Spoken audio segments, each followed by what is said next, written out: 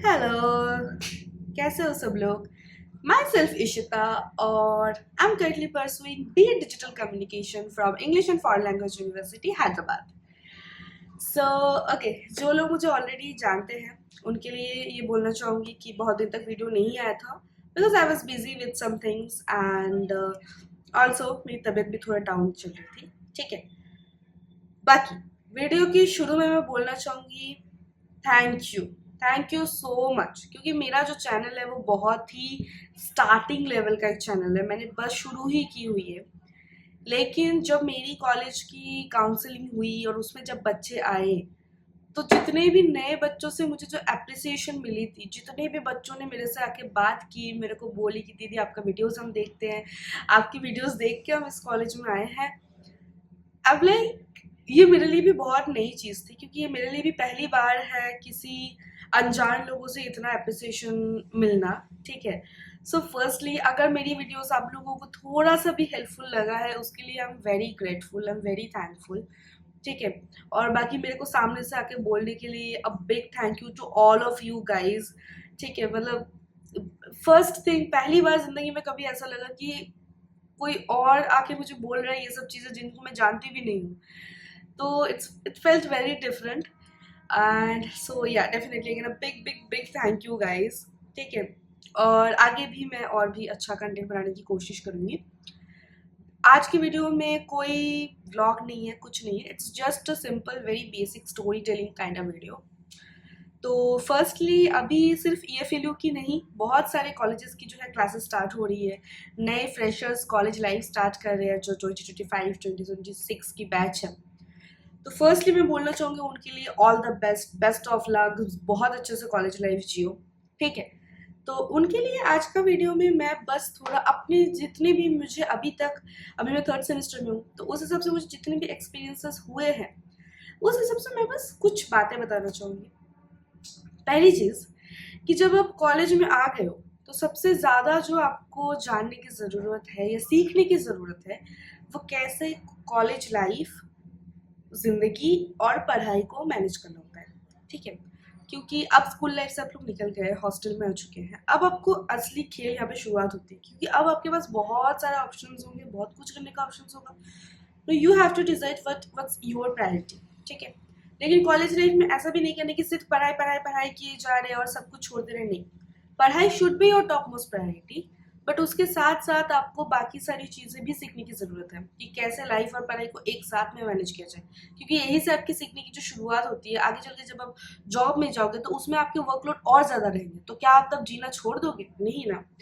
तो college life से ही ये सीखना शुरू करनी है कि कैसे हम पढ़ाई और कॉलेज लाइफ दोनों को एक साथ मिक्स करके काम कर सके। लेकिन ऐसा भी नहीं करना है कि सारा टाइम बस लाइफ को ही दे दिया और पढ़ाई को छोड़ ही दिए, और या फिर पूरा टाइम पढ़ते ही रह गए और जीना भूल गए। दोनों में से कुछ भी नहीं करना है, दोनों को बैलेंस करके चलना है। लेकिन हाँ, ये भी है कि बहुत सारे टाइम ऐसा होगा कि आप दोनों को बैलेंस करके नहीं चल पाओगे। जैसे अगर मैं खुद बोलूँ तो मैं पिछले 1 महीने से बहुत ज़्यादा डाउन जा रही हूँ। ठीक है, तो ऐसे बहुत टाइम होंगे जब आप बहुत ज़्यादा डाउन फील करोगे। ऐसे बहुत महीने जाएंगे, बहुत दिन जाएंगे जब आपको बिल्कुल मन नहीं होगा कुछ भी करने का, ना ही पढ़ाई ठीक से हो पा रहा होगा, ना ही लाइफ ठीक से जी पा रहे होगे। तो ये सारे टाइम जो है ये कॉलेज लाइफ के पार्ट होंगे, बट दैट्स एब्सोल्युटली फाइन। ठीक है, और फिर जब आपको अंदर से अच्छा लगना शुरू हो जाए तो आपको फिर से कम बैक मारना है। ठीक है, दूसरी चीज़ मैं ये बोलूँगी कि जब आप कॉलेज लाइफ में आ गए हो तो फर्स्ट ईयर्स में आपके बहुत सारे ग्रुप्स बनेंगे। ठीक है, अभी जब मैं यहाँ पे मतलब देख रही हूँ जूनियर्स को, तो सब अपना अपना बड़ा बड़ा ग्रुप बना के बैठे हुए हैं। मतलब थिंग इज़ कि ये अपने दिमाग में बिठा लेना कि ज़रूरी नहीं है कि एंड सेमेस्टर तक आते आते वही लोगों के साथ आपकी बातचीत बने रहे। ठीक है, थोड़ा थोड़ा जब आप आगे जाओगे तो बहुत सारे ग्लिचेस आने शुरू होंगे। ठीक है, रूममेट्स के साथ प्रॉब्लम होगी, फ्रेंड्स ग्रुप में प्रॉब्लम होगी, और ये सब चीज़ें नॉर्मल है। ये सोच नहीं लेना कि अरे ये मैंने दोस्त बना लिया है फर्स्ट सेमेस्टर में, अब तो ये दोस्त मेरा आखिरी तक रहेगा। नहीं, दैट्स नॉट गोना हैपन। ठीक है, बहुत सारे लोगों की दोस्ती टिक भी जाती है, ऐसा नहीं बोल रही हूँ मैं, but think about it like that कि हाँ, आगे चल के प्रॉब्लम्स भी आएंगी, so you have to manage all of that thing also.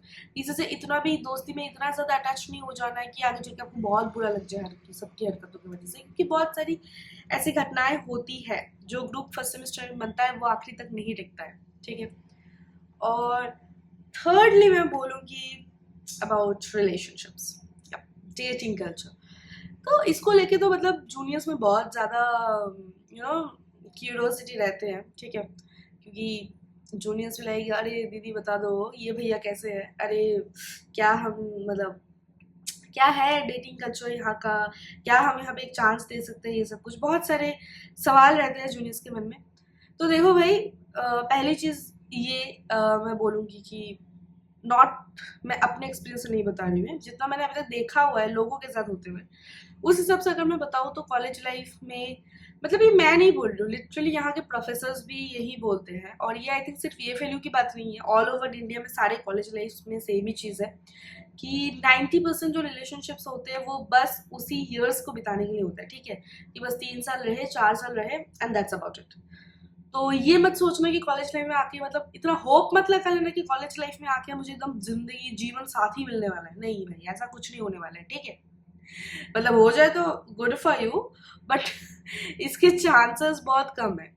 तो लाइक मैंने बहुत लोग ऐसे बोलते सुना है कि अरे यार मुझे तो लव मैरिज करना है, हम तो कॉलेज लाइफ में ही जाके ढूंढेंगे पार्टनर।